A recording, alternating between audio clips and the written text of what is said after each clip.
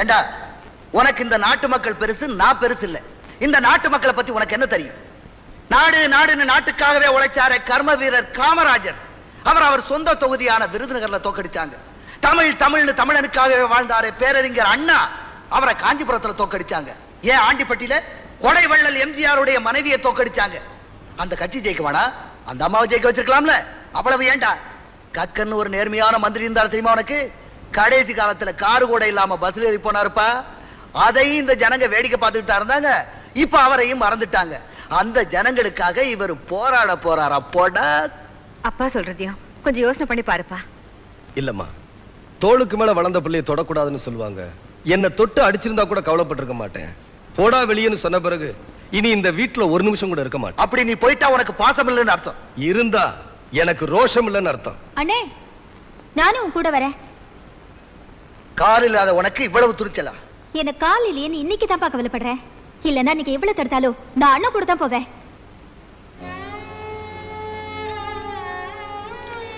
சந்தி, ஒரு வயசு பொண்ணு பிறந்த வீட்டை விட்டு போறதா இருந்தா அது புருஷனோட விடாதான் இருக்கணும்.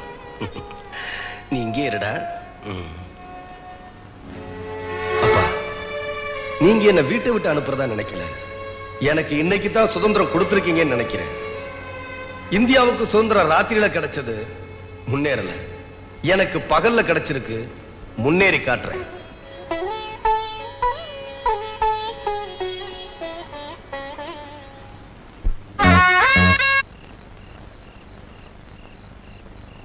ஒரு அனாதை மாதிரி உங்க ஆதரவை தேடி வந்திருக்கேன். நீங்க அனாதை இல்ல தம்பி, உங்க பின்னாடி நாங்க எவ்வளவு பேர் இருக்கிறோம் பாருங்க.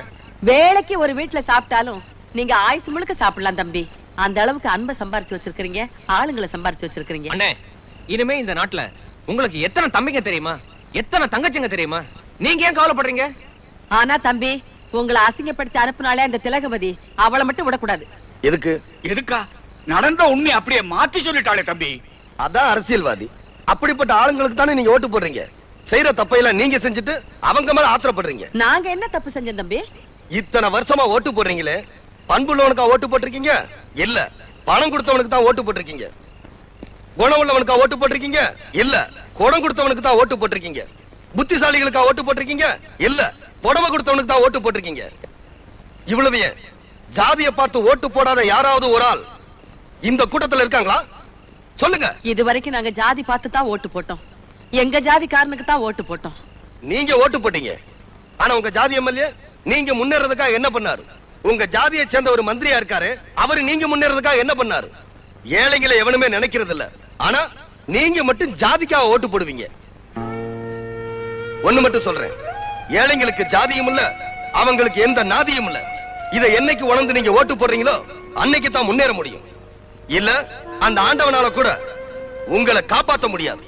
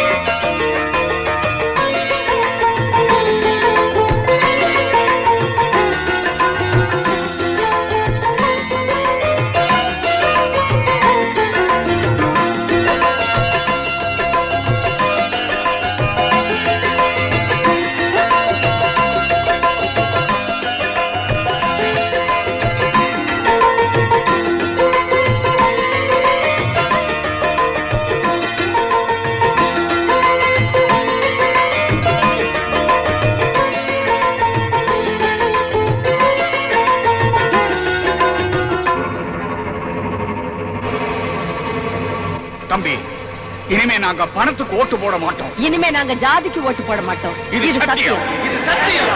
இது சத்தியம். இது சத்தியம். இது சத்தியம். இது சத்தியம். இது சத்தியம். இது சத்தியம். இது சத்தியம். இது சத்தியம்.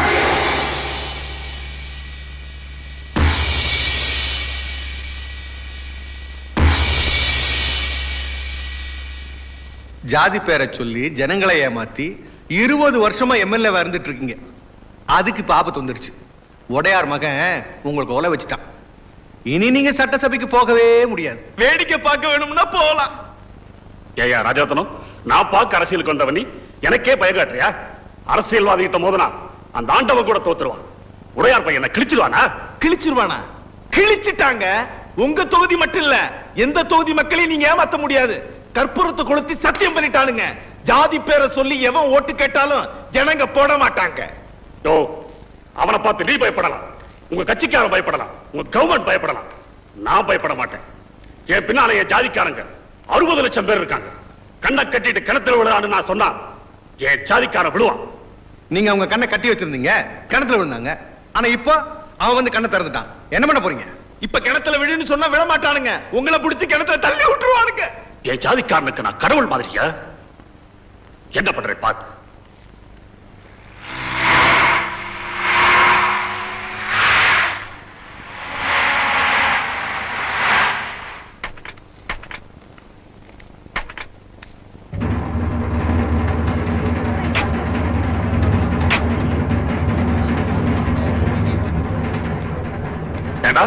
என்ன வேலை செஞ்சிருக்கீங்க?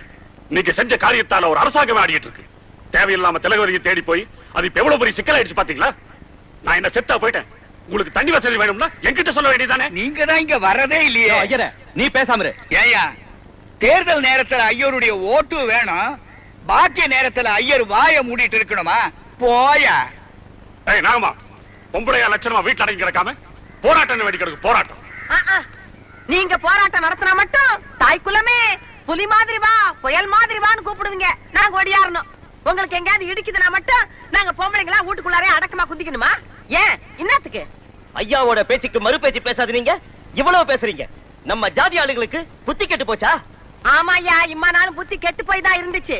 போஸ் தம்பி வந்து புத்தி எல்லாம் சரியாக்கிடுச்சு. 20 வருஷமா உங்களுக்காக கூட என்ன விட புதுசா வந்த அவரை பத்தி தப்பா பேசுற தலையை சீவிடுவேன். ஏய், என் தலைவரையா தப்பா பேசுற? டேய், கார்ல இருக்கிற அறிவாளரா, இவன் தலைய நான் வெட்டுறேன்.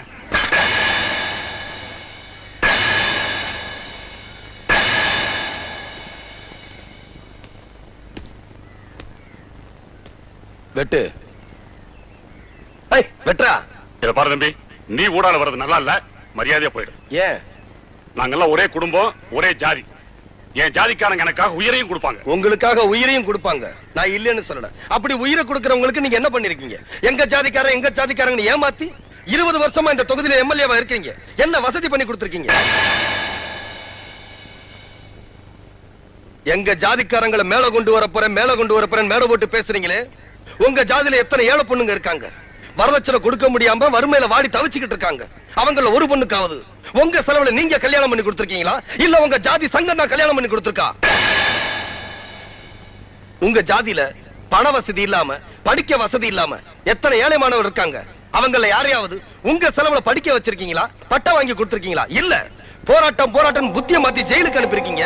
அவங்க குடும்பத்தை எல்லாம் சீரழிச்சு நடுத்தரவுல நிறுத்தி இருக்கீங்க. என்னோட ஒவ்வொரு நரம்பும் உடம்புல ஓடுற ரத்தமும் ஏன் ஜாதிக்காக பரபரப்பா பத்திரிகையில் அறிக்கை கொடுக்கறீங்களே. உங்க வீட்டு சமயக்காரன் உங்க ஜாதியா? கார் டிரைவர் உங்க ஜாதியா? மேனேஜர் உங்க ஜாதியா? உங்க மகனுக்கு கோடீஸ்வரர் வீட்டுல பொண்ணு எடுத்தீங்களே, அந்த பொண்ணு உங்க ஜாதியா? ஏன் நீங்க வச்சிருக்கீங்களே சின்ன வீடு, அது உங்க ஜாதியா? ஐயோ, சின்ன வீட்டுக்கு மட்டும் எவனும் ஜாதியே பாக்குறதுல தம்பி. அதுல மட்டும் ஜாதி மதம் கட்சி எல்லாத்தையும் விட்டுட்டு ஒன்னா கலந்துருவாங்க. ஓட்டு வாங்குறதுக்காக ஜாதி வரியை தூண்டி விடுவீங்க, அடுத்தவங்க உயிரை வாங்குறதுக்காக ஜாதி வரியை தூண்டி விடுவீங்க. ஆனா இவங்களை வசதி விடுறதுக்கு ஒண்ணுமே பண்ண மாட்டீங்க. 20 வருஷத்துக்கு முன்னால 200 ரூபாய் சம்பளத்துக்கு இருந்த நீங்க அரசியல்ல கொள்ளையடிச்சு இப்ப 200 கோடி ரூபாய் சொத்து சேர்த்து வச்சிருக்கீங்க. ஆனா இவங்க என்ன வச்சிருக்காங்க? இருக்கிறதுல அடமானம் வச்சிருக்காங்க. ஏமாத்துறதுக்கே பிறந்தவங்க அரசியல்வாதிங்க, ஏமாறதுக்குன்னே பிறந்தவங்க ஏழை ஜாதிங்க அப்படின்னு நீங்க எல்லாம் நினைச்சிட்டீங்க இல்ல? இவ்வளவு தூரம் பேசிட்டு இருக்கான், இவரை பேச விட்டு வேடிக்கை வச்சிருக்கீங்களா? இது பாருங்கய்யா, நேத்து வரைக்கும் உங்களுக்காக உயிரை கொடுத்தோம். இனிமே தம்பி சொன்னா எவன் உயிரையும் எடுப்போம். அதனால அசிங்கப்பட்டுக்காம போயிடுங்க. எம்எல்ஏ ஐயா, இதுக்கு மேலே நீங்க இங்க நிக்கிறத விட பேசாம தூக்கு போட்டு செத்து போலாம்.